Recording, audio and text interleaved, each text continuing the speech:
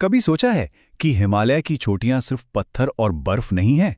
असल में वो एक बहुत बड़ा कैनवस है जिस पे हजारों सालों का इतिहास, कई मिथक और गहरे मतलब लिखे हुए हैं। ये वो कहानियां हैं जो पत्थरों में उकेरी गई हैं, उन लोगों की जो हमसे बहुत पहले यहां आए थे। तो चलिए आज इन्हीं प्राचीन रहस्यों से पर्दा उठाते हैं। तो सवाल ये उठता है कि हिमालय में ये पत्थर आखिर हमें बताते क्या हैं। हम अपनी इस पड़ताल को वास्तुकला यानी आर्किटेक्चर के ठोस सबूतों से शुरू करेंगे और फिर धीरे धीरे पौराणिक कथाओं और दर्शन के रहस्यमयी इलाकों में उतरेंगे, क्योंकि यहाँ पत्थर की हर एक परत एक नई कहानी का पन्ना खुलती है। हमारी ये खोज हमें ले जाती है हिमालय की गोद में बसे एक छोटे से दूर दराज के गांव में, पांडुकेश्वर। पहली नजर में ये एक बड़ी शांत जगह लगती है ना, लेकिन यहीं एक असाधारण पहेली छिपी हुई है। चलिए देखते हैं कि कैसे ये छोटा सा गांव इतने बड़े राज समेटे हुए हैं। पांडुकेश्वर के ठीक बीच में एक ऐसा आर्किटेक्चरल सीक्रेट है जो बड़े बड़े इतिहासकारों और आर्कियोलॉजिस्ट्स को भी हैरान कर देता है। यहाँ एक ही कॉम्प्लेक्स में दो बिल्कुल अलग दुनियाओं के मंदिर एक दूसरे के साथ खड़े हैं। ये सिर्फ अजीब नहीं है, ये लगभग नामुमकिन सा लगता है।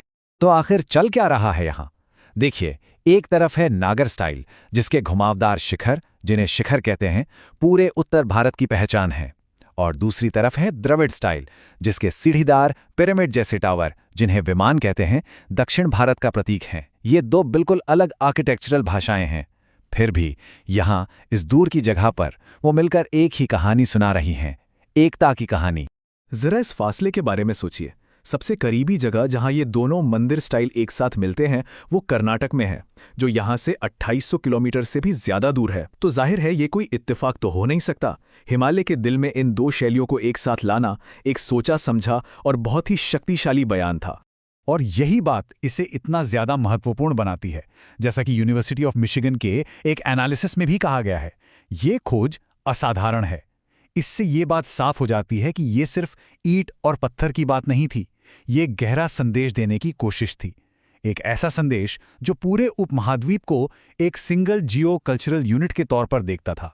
तो ये तो हुई बड़ी तस्वीर की बात, लेकिन क्या हो अगर हम जरा और गौर से देखें। चलिए अब इस विशाल आर्किटेक्चर से हटकर पत्थरों में छिपी एक प्राचीन लिपि के बारीक डिटेल्स पर नजर डालते हैं। और यहीं से हम एक और गहरे राज में उतरते हैं। पांडुकेश्वर में मिली शंख लिपि, या जिसे शेल स्क्रिप्ट कहते हैं, वो इस जगह को एक और मतलब देती है। ये एक भूली हुई भाषा है जो अपने अंदर पत्थरों में फुसफुसाए गए कई रहस्य समेटे हुए हैं। तो आखिर ये शंख लिपि है क्या? इसका ये नाम इसके शंख जैसे घुमावदार अक्षरों की वजह से पड़ा है। ये एक बहुत ही सुंदर ऑर्नामेंटल स्क्रिप्ट है जिसका इस्तेमाल शायद गुप्त काल में जरूरी नामों या शुभ प्रतीकों को लिखने के लिए किया जाता था। ये सिर्फ लिखावट नहीं, ये तो कला है। और जानते हैं, इस लिपि की भी अपनी एक बड़ी दिलचस्प कहानी है। इसे सबसे पहले 1836 में स्कॉलर जेम्स प्रिंसेप ने खोजा था, और हाल ही में इसी लिपि के एक शिलालेख ने हमें सीधे तौर पर शक्तिशाली गुप्त राजा कुमारगुप्त प्रथम से जोड़ा है। इससे पता चलता है कि हिमालय का ये दूर का इलाका दुनिया से कटा हुआ नहीं था, बल्कि उस जमाने के बड़े पॉलिटिकल और कल्चरल डायलॉग का एक अहम हिस्सा था। ठीक है, तो अब तक हमने आर्किटेक्चर और स्क्रिप्ट की बात की, यानी इतिहास के ठोस सबूत। लेकिन अब हम एक ऐसी दुनिया में कदम रखने वाले हैं जहां इतिहास और मिथक के बीच की लाइन धुंधली पड़ जाती है। एक ऐसी जगह जहां प्राचीन कहानियां पत्थरों में ही जिंदा हो उठती हैं। अब चलिए पाताल भुवनेश्वर की रहस्यमयी गुफा में। ये कोई मामूली गुफा नहीं है, इसे प्राचीन हिंदू ग्रंथों यानी पुराणों की कहानियों का एक जीता जागता स्वरूप माना जाता है। ये एक ऐसी जगह है जहां जियोलॉजी यानी भूविज्ञान माइथोलॉजी बन जाता है। प्राचीन स्कंद पुराण में भी इस जगह की आध्यात्मिक अहमियत के बारे में बताया गया है। ये सिर्फ एक घूमने की जगह नहीं है, ये एक बहुत ही शक्तिशाली तीर्थ स्थल है। एक ऐसी जगह जिसके बारे में माना जाता है कि यहाँ 33 करोड़ देवी देवता निवास करते हैं। इस गुफा में उतरने का अनुभव ही अपने आप में एक अलग यात्रा है। सोचिए, एक पतले से रास्ते से गुजरकर जमीन के अंदर 90 फुट नीचे उतरना और एक ऐसी दुनिया में पहुंचना जो वक्त से परे लगती है। यह सिर्फ एक शारीरिक सफर नहीं, बल्कि एक आध्यात्मिक यात्रा है जो सीधे मिथकों के दिल तक ले जाती है। और इस गुफा के अंदर कुदरत खुद एक कहानीकार बन जाती है।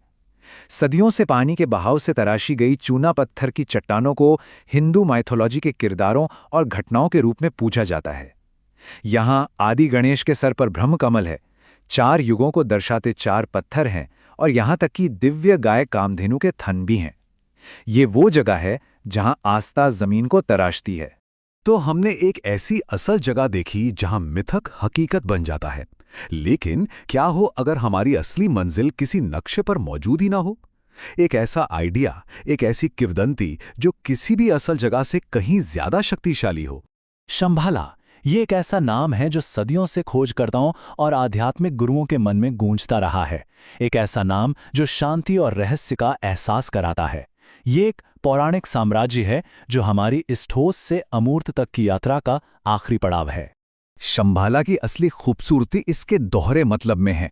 बाहरी तौर पर यह एक छिपे हुए स्वर्ग की कहानी है, एक ऐसी असल जगह जिसे सिर्फ पवित्र मन वाले ही ढूंढ सकते हैं। लेकिन अंदरूनी तौर पर यह एक गहरी आध्यात्मिक अवस्था का प्रतीक है, शांति, मौन और आत्मज्ञान पाने की अवस्था। ये एक ही समय में एक बाहरी खोज भी है और एक गहरी आंतरिक यात्रा भी। जैसा कि 14वें दलाई लामा ने भी कहा है, शंभाला किसी आम जगह की परिभाषा से कहीं बढ़कर है। ये एक शुद्ध भूमि है, एक ऐसी जगह जहां पहुंचने के लिए सिर्फ सही कर्म और आध्यात्मिक जुड़ाव की जरूरत होती है। ये एक ऐसा विचार है जो भौतिक दुनिया से कहीं ऊपर है। तो अब चलिए इन सारे अलग अलग धागों को एक साथ जोड़कर देखते हैं।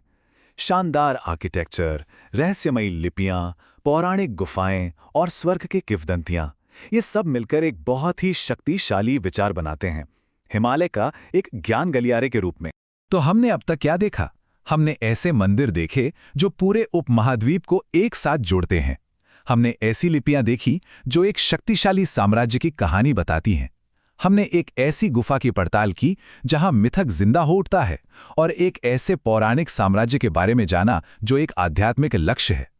ये सभी चीजें एक ज्ञान गलियारे का हिस्सा हैं, एक पवित्र रास्ता जहां सदियों से विचारों, विश्वासों और दर्शन का प्रवाह उतना ही जरूरी था जितना लोगों और सामानों का आना जाना। और इसका हमारे पास एक ठोस सबूत भी है। पांडुकेश्वर से मिली एक प्राचीन तांबे की प्लेट पर लिखा शिलालेख खास तौर पर पूरे भारत के लोगों को संबोधित करता है, द्रविड़, गौड़ और भी कई। ये इस बात का पक्का सबूत है कि हिमालय का ये इलाका कोई अलग थलग जगह नहीं था। ये एक चौराहा था, एक मिलन बिंदु था जो अलग अलग संस्कृतियों को एक साझा पहचान और मकसद के तहत एक साथ लाता था। आखिर में हिमालय हमें एक बहुत गहरी बात सिखाता है कि कोई भी लैंडस्केप सिर्फ चट्टानों और बर्फ का ढेर नहीं होता। ये एक जीती जागती याददाश्त है, जिसे आर्किटेक्चर की भाषा में, लिपियों के रहस्यों में और मिथकों की ताकत में लिखा गया है। ये उन सभी की मिलीजुली कहानी है जो यहाँ रहे और जो यहाँ इसकी पवित्रता की तलाश में आए। पत्थर में लिखी ये कहानियाँ हमें हमारे अतीत से जोड़ती हैं। सवाल बस ये है कि आने वाला वक्त इन पत्थरों पर कौन सी नई कहानियाँ लिखेगा।